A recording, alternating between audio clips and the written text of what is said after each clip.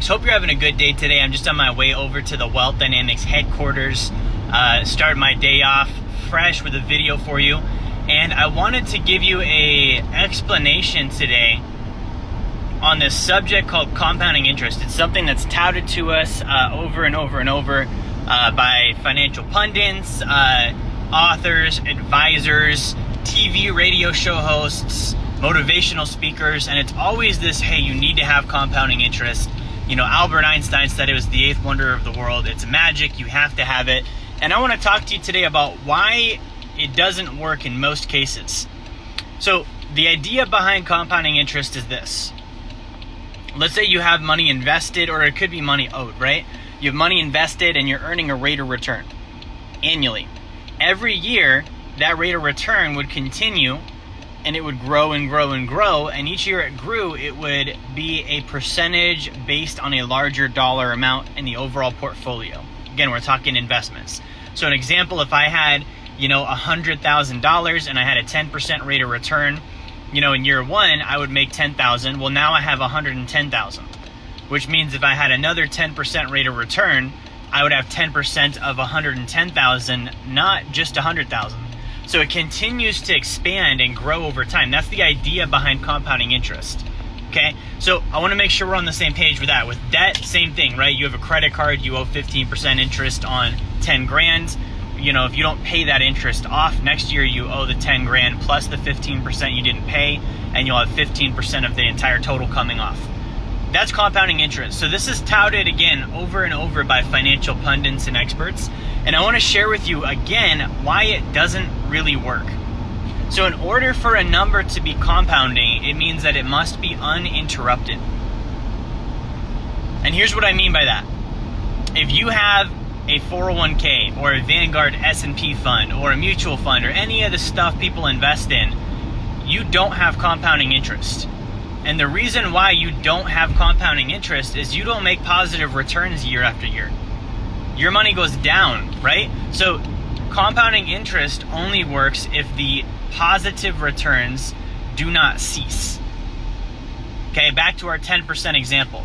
10% would have to keep happening off a bigger and bigger balance every year in order for that to be classified as compounding interest.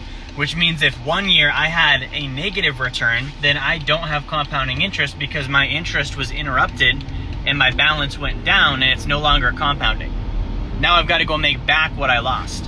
And I think people are under the myth that if you take the cumulative return of an investment and you divide it by the number of years you had it, and you look at the average interest rate, you're like, oh man, I compounded. No, you didn't. That's just math. Like you didn't literally physically compound. If you think about building bricks, trying to make a wall or a pyramid, right? If you didn't lay bricks in equality to what you've already laid previously, let's say you're going in columns. Let's say in column 1 you laid 10 bricks, and in column 2 you laid only 9 bricks, and then column 3 you tried to lay 11. That's not compounding. You're missing out on a critical component, which means you're not actually building a wall. You're going to have a hole in the wall. So this is how it plays out with your investments. And the reason why I share this is in order to have compounding interest truly work, it means you cannot lose money. If you lose money, automatically you don't have compounding interest. It's not a thing. And anyone that teaches that simply doesn't understand math. They don't understand finances and economics. Now, there's only one investment that I know of that truly has compounding interest. I would say two, just in case you know the second one. So the first one is the sacred account.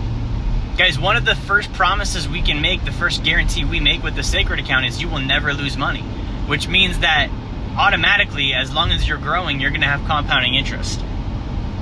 Now, the second one I mentioned is loans. If you're loaning money to somebody, and the reason I said that one's conditional is as long as they don't default, like they keep paying you, and as long as you reinvest the interest. Otherwise, a loan doesn't compound unless you reinvest the interest. So in order to have compounding interest, you do have to not lose money, and that is the first promise we make with the sacred account. You will never lose money. It's guaranteed against loss. We're working with literally some of the largest financial companies in the world. Okay, we looked at a comparison. One of the companies we work with for the sacred account is called New York Life. New York Life could literally buy the country Vietnam. They could buy Iran or Iraq. They can buy, I think there was probably 50 or 60 different countries around the world that this company had a higher asset value than them. Think about that. That's super financial strength. These are the companies that didn't need bailouts. They didn't need the government to help them out because they were overextended. They're companies that are solvent. So when you're looking at, a guarantee like that, it really comes down to the person making the guarantee or the entity making the guarantee and how good of a standing are they in. And these are the kind of people and the kind of companies you do want to be in business with. So guys, I'm going to go ahead and tune out here. If you're watching this video today, I want to give you a really quick offer. If you're watching this today and you're interested in learning more about the Sacred Account and learning more about how you can truly get real compounding interest, not just the fake stuff that's touted by all these motivational speakers, the actual thing, I just dropped a link in the comments. It's called sacredaccount.com. Again, sacredaccount.com. And if you click on that link, that's going to take you to a page that will give you every little piece of information and detail that you would need to know about the Sacred Account. What is it? How does it work? How do you put one together? How do you use it? Has it actually grown the way we say it do? That's in there too. That's the way we say it does. That info is in there as well. Examples of actual Sacred Accounts in real life, so you can see these people put money in one and this is what theirs looks like.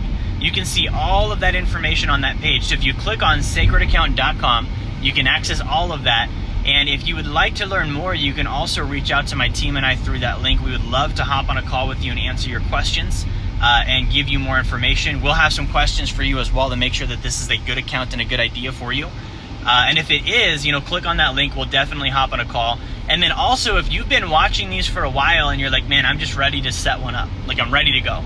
If you go on that link, you can go through the design page and you can actually start to design your very own Sacred Account. Okay, so you can select the features you want to have included. You can choose your monthly contribution. If you want to add a lump sum, you can opt for that as well. And if you fill that out, you can send that over to my team and I, and we will get to work on building it for you. That way you've got one in the works.